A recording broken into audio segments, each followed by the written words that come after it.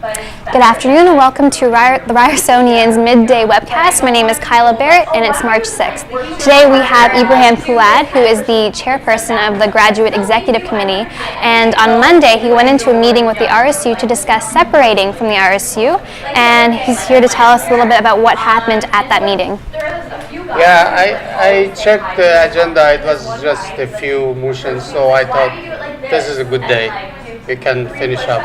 But when it was my time to motivate my motion, it's always happening. It's always waiting, texting half an hour after the time that is assigned for a board meeting to make quorum. So a few directors decided to leave.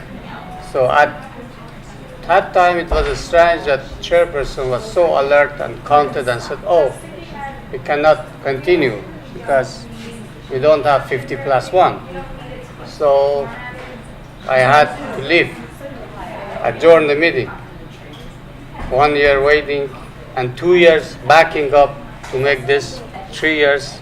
I was waiting and we left without anything meaningful. What has been their response during this process of you trying to separate from the RSU? Since my term as a chairperson, I talked so many times with Rodney as the president of RSU. Friendly, we want this autonomy. And he always didn't take it seriously. And we had a couple of talk in the Ryersonian even about this. I said something and he said, no, he didn't communicate it with me. Yes. Documentary, not, but friendly, I did with him.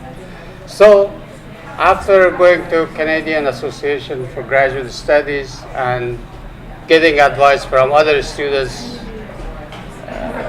from other part of Canada, and then going to Ontario Graduate Student Association Summit, we just helped each other, and every grad just was touched when we had this problem that living with undergrad, even we are 3,000 graduate students and living in one of the fastest growing university in Canada. From the student side, we are so turned down by living with undergrad. And the other embarrassing, always I talk with RSU executive, please don't go outside Ryerson and say, I am representing grad. You are undergrad, you cannot represent grad. This is embarrassing.